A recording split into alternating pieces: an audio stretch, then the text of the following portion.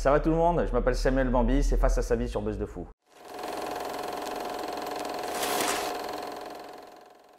Samuel Bambi, merci beaucoup d'être avec nous déjà sur Buzz de Fou. Ça va? Alors, Ça va? Eh bien ça va et toi? Ouais, ça va. Alors, tu grandis donc à Paris, à l'école Georges Leven, c'est ça? Putain, mais tu sais tout quoi. Je sais tout, je me suis informé sur ta vie. Comment tu sais tout? Raconte-moi alors un petit peu ton enfance. Ça va, franchement une belle enfance. Ouais. Je suis pas un artiste qui comble, qui a eu une enfance difficile et du coup il fait ce métier pour combler. Non, non, moi tout s'est très bien passé.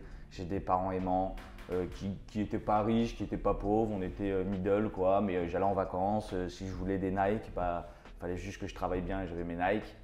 Non, ça va. Et par contre collège-lycée, c'était top quoi. Franchement, j'ai de beaux souvenirs de collège-lycée. Tu t'es pas fait virer de l'école? Ouais, parce que justement c'était beaucoup trop beau dans ma tête quoi. C'était High School Musical moi, mon collège-lycée. J'ai kiffé, grave. Ta mère voulait que tu deviennes dentiste, je crois. Elle le veut toujours d'ailleurs. Elle le veut toujours. Ouais. Chaque fois que. Un peu moins maintenant, mais je me rappelle au début quand j'étais avec Younes et que je faisais le Jamel Comedy Club, le Marrakech du Juré et tout, elle me disait bravo, c'est bien, c'est bon, t'as kiffé? C'est bon? Allez. Allez, c'est bon, reprends les études tranquillement. T'as fait ton rêve, tu m'as dit que tu voulais passer à la télé, tu voulais faire des blagues. Allez, casse pas les couilles, reprends le chemin des études. Justement, tu me parlais de Younes. À 17 ans, tu te lances dans le stand-up. Ouais. Tu te fais connaître grâce au duo justement que tu formes avec Younes. Est-ce que tu peux me raconter déjà votre rencontre? On s'est rencontrés à Chicago avec Younes en 2012 parce que lui était serveur là-bas et moi je faisais un peu de surf sur Chicago. Et on a tout de suite accroché parce que c'était seul français, j'étais français et quand tu es deux français dans une ville étrangère, on a accroché et après on voulait pas faire de l'humour, hein. On allait un peu dans les comedy clubs de Chicago tout ça mais on faisait pas beaucoup de… Et après c'est à Paris, on a commencé à aimer ça et on a commencé à se mettre ensemble quoi. Mais justement, quand est-ce que tu as compris que tu allais faire un bout de chemin dans l'humour? Je sais pas, depuis que je suis petit, moi j'ai des gens dans ma famille qui sont très très drôles. Et depuis que je suis petit, je sais pas, tu vois Gad, Jamel, Elie Diodo, Ramzy, tout, Eric et Ramzy, tout ça. Je sais pas, tout de suite j'ai voulu faire ça. Tout le temps, tout le temps. C'était, je crois que depuis que j'ai 7-8 ans, je sais que je veux absolument faire ça. Donc c'était ton rêve, mais tu sentais que tu allais y arriver? Ou c'était pour toi, c'était évident ou… C'est jamais évident, mais dans ma tête, j'étais convaincu. C'est-à-dire que je me rappelle que parfois je prenais le métro vers 10-11 ans. Et dans le wagon, les gens ils savent pas qu'ils sont dans le wagon avec une future superstar. Je me disais ça à 10 ans. Si tu te rends compte, les gens ils sont là, ils font leur vie, ils savent pas. Ils savent pas que dans 20 ans, ils auront une superstar. Tu vois comment j'étais fou quoi. Donc ce qui t'a fait connaître, pardon, je le disais, c'est ton duo avec Younes. Votre spectacle s'appelait L'Arabe et le Juif. Alors pourquoi justement avoir choisi de prendre à la dérision les clichés justement sur votre communauté? Parce qu'on était un arabe et un juif. Dérision parce que je trouve, nous ça nous libérait quoi. Parce que moi j'ai traîné qu'avec des feuilles, je pense lui il a traîné qu'avec des rebeux ou quoi. Et ça nous libérait lui et moi de faire des blagues l'un sur l'autre alors qu'on avait envie de rire de plein de choses, mais envie de se dire aussi plein de choses. Même on s'est posé plein de questions au-delà des blagues.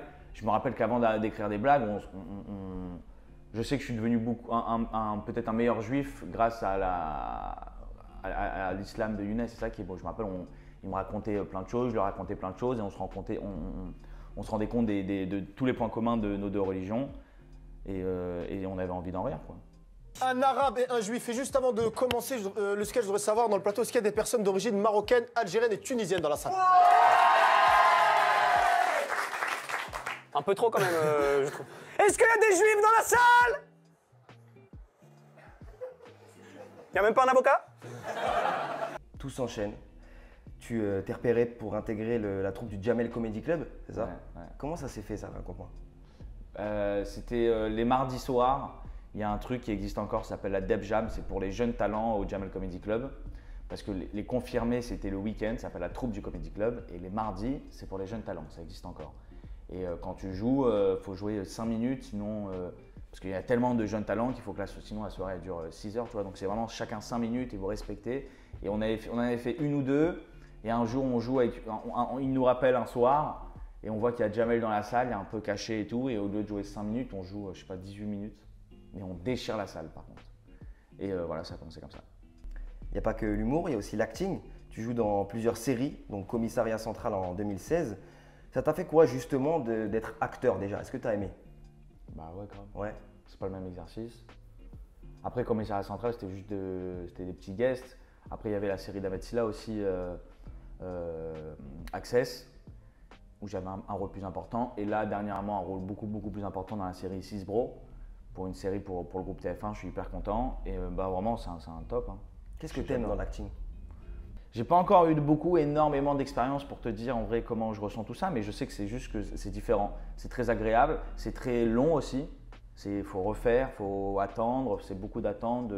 Et t'attends et que quand on te dit action, il faut que l'énergie que tu as eue il y a 7 minutes, il faut la revoir, donc c'est un autre exercice.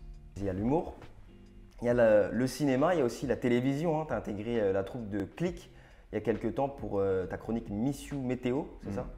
Alors ça, pareil, comment ça s'est fait ton arrivée chez Click?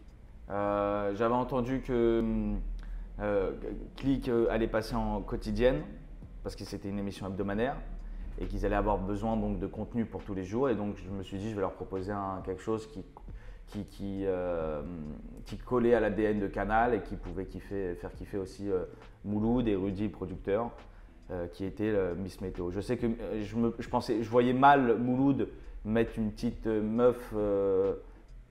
C'est fini l'époque de la meuf jolie Miss Météo à côté du présentateur. Donc je savais qu'un humoriste un humoriste à côté de lui pour présenter la météo pouvait lui plaire, quoi. Il y a l'humour, la télévision, le cinéma. Si tu devais faire un choix entre les trois, est-ce que tu arriverais à faire un choix déjà et ce serait lequel? C'est la scène. Ouais. C'est la scène. En vrai, tout ce que je fais, c'est pour remplir ma salle. Tout ce que je fais, si je fais de la télé, c'est pour qu'on me voit, qu'on me voit faire des sketchs et pour me dire ah il est drôle, ok je vais acheter un ticket de spectacle. Au cinéma, après le cinéma c'est somptueux, c'est glamour, c'est la cerise sur le gâteau. Ça m'arrive pas, ça me ferait chier parce que vraiment je kiffe ça. Mais tout ce que je fais, même là si je te parle, c'est uniquement pour que des gens se disent ah c'est intéressant, bah, je vais aller acheter des tickets de spectacle. Mon autoroute c'est la scène, et après je fais des petites sorties de piste, mais ma ligne rouge c'est la scène. Et bien justement, hein, actuellement, tu es au studio des Champs-Élysées, du mercredi au samedi pour ton spectacle. Justement, si tu devais me le résumer en quelques mots, qu'est-ce que tu me dirais? Tu sais, c'est un premier spectacle, et le premier spectacle, c'est comme c'est une carte de visite en vrai. Je me présente aux gens. Alors, on m'avait peut-être un peu connu avec Younes, mais c'était un truc très formaté et conceptuel qui était l'arabe et le juif. Alors maintenant, j'ai toujours des petites virgules fudge dans mon spectacle, tu vois, bien évidemment, mais là, le premier spectacle, c'est je me présente, je vous raconte pourquoi je fais ça, ma relation avec mes parents, ma relation même avec les femmes, ma relation avec la société, mes points de vue sur certaines choses, et voilà, je me présente. Tu l'as intitulé spectacle intimiste avant Bercy. Ouais. Explique-moi ce nom. Est-ce qu'il va y avoir un Bercy après ou pas du tout? Alors, on n'a toujours pas posé de date, mais c'était pour…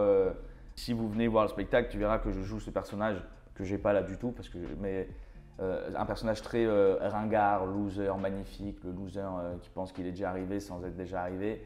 Et je trouvais ça drôle de dire aux gens, je vous propose un spectacle un peu intimiste, juste avant Bercy. Alors venez me voir, là c'est parce que avant que ça pète vraiment, qu'il y a un buzz de fou, moi je vous propose un truc un peu plus acoustique, un peu plus intimiste. Donc venez me voir au Théâtre des Champs-Élysées du mercredi au samedi à 20h30. Et ben voilà, tu vois, tu as déjà répondu à ma prochaine question. Je suis fort. Hein. Eh ben ouais, c'est impressionnant. Hein. Qu'est-ce que tu dirais aux gens pour qu'ils viennent voir ton spectacle s'ils se posaient encore la question j'y vais pas? Tu as déjà répondu, c'est parfait.